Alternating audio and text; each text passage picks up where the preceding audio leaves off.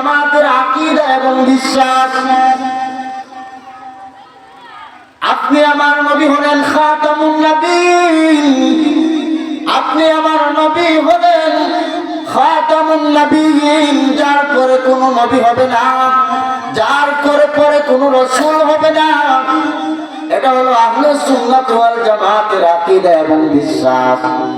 কিন্তু ভাইয়েরা বাবারা আমার, আহমদিয়া জামাত একদল আছে, কাদিয়ানীর একদল আছে, তারা বলে আখির জামানার নবী মুহাম্মদ সাল্লাল্লাহু আলাইহি ওয়াসাল্লামের পর একজন নবী আসবে, সেই হলো গোলাম আহমদ কাদিয়ানী। জুড়ে বলা যাবে কি নাউজুবিল্লাহ। এই আহমদিয়া জামাত গোলাম আহমদ কাদিয়ানী যে নবী হয়ে আসবে, এটা হলো ভ্রান্ত আকীদা, ভ্রান্ত আকীদা। যারা এটা বিশ্বাস করবে, আমার নবীকে মানা হয় না, আর আমার নবীকে যারা মানে না, আল্লাহ বলেন আমি আল্লাহকে তারা মানে না। আল্লাহকে যারা মানে না, আল্লাহর হুকুম যারা মানে না, কোরআন যারা মানে না, নবী যারা মানে না, তারা তো মুসলমান হওয়ার প্রশ্নই আসে না। জুড়ে বলেন ঠিক কি না? এই জন্য আহলে সুন্নাত ওয়াল জামাতের বড় বড় উলামায়ে কেরাম তারা জায়গায় জায়গায় বেশ কয়েক বছর যাবত গোলাম আহমদ কাদিয়ানী এই গ্রুপটাকে, আহমদিয়া জামাত এই দলটাকে সরকারের কাছে আবেদন জানাইছে, তাদেরকে সরকারিভাবে কাফির ঘোষণা করা হোক, তাদেরকে সরকারিভাবে নিষিদ্ধ করা হোক। কিন্তু হবে না, হবে না। তার কারণ আছে বন্ধুরা আমার। এই আহমদিয়া জামাত গোলাম আহমদ কাদিয়ানীরা তারা সহজেই দেশের মধ্যে আসে নাই, তাদের পিছনে ইন্ধন আছে, ইন্ধন। তারা লক্ষ লক্ষ কোটি কোটি টাকা মানুষকে বিলীন করতে আছে। তাদের জামাতের মধ্যে, তাদের দলের মধ্যে নিয়ে যাইতে আছে।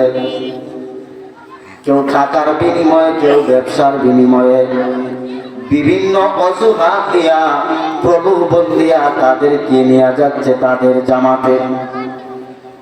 কিন্তু মুসলমান শুনো, আল্লাহর নবী রাহমাতুল লিল আলামিনের কাছে কত বড় বড় অফার এসেছিল। মুহাম্মদ,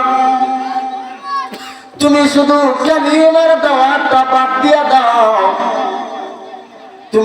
তুমি শুধু কালিমার দাওয়াত বাদ দিয়া দাও, মক্কার মধ্যে যা কিছু চাও, যদি তুমি নেতা হতে চাও নেতা বানায়া দেব, যদি তুমি সরদার হতে চাও সরদার বানায়া দেব, যদি আরবের সরকার হতে চাও, আমির হইতে চাও, তোমাকে সরকার বানাইয়া দেওয়া হবে। মুহাম্মদ, একটাই কারণ, তুমি কালিমার দাওয়াত বাদ দিয়া দাও। বাদ দিলে শুনি দেন নাই। সাহাবায়ে কেরাম ওনাদেরকে অনেক অফার দেওয়া হয়েছে। হে বিলাল,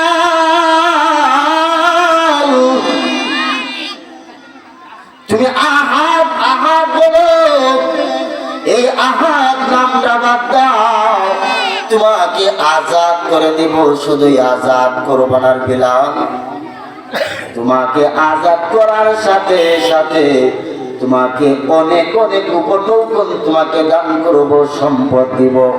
যে সম্পদের কারণে তুমি বিলাল গোলামি করতে হবে না, সারা জীবন তুমি ঘরে বসে বসে খাইতে পারবা।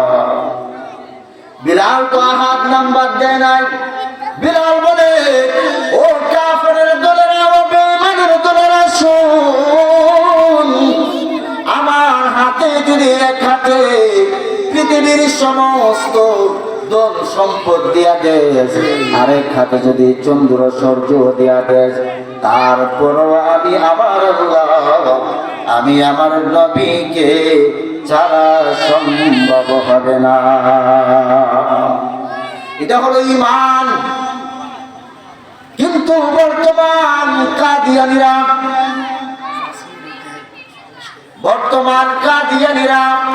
তারা টাকার বিনিময়ে, সম্পদের বিনিময়ে অনেককে ব্যবসা করাইয়া দেয়। আমাদের এলাকায় দুই একজনের ব্যবসা দিছে, জানি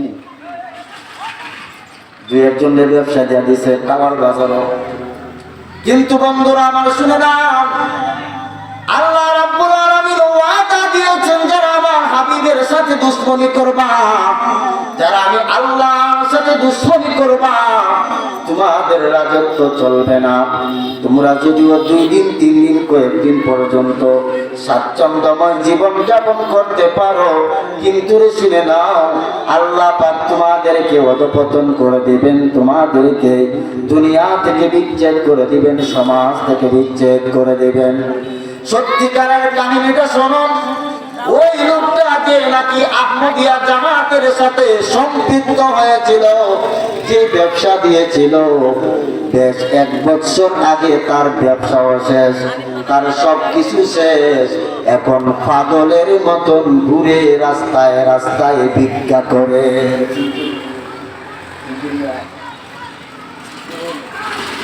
পাগলের মতন ঘুরে কেন ঘুরে? হ্যাঁ হ্যাঁ, এরকম পাগলা হারুন দেখে, পাগলা হারুন ভিডিও হইতেছে, আবার যাইবো আমার বাড়ি। ভাইরা বাবার আমার, সে নবীর দুশমন, আল্লাহর দুশমন। যারা নাকি আল্লাহর দুশমন হবে, নবীর দুশমন হবে, তাদের স্থায়িত্ব বেশি দিন থাকে না। তারা হয়তো পাগল হইব, না হয় তারা নমরুদের মতন তাদের মরণ হইব, না হয় ফেরাউনের মতন তাদের মরণ হইব। ভাইরা বাবারা আমার, শেষ কথার এক কথা হলো, এখন নবীও আসবে না, এখন ওলি আউলিয়ার যুগ। এখন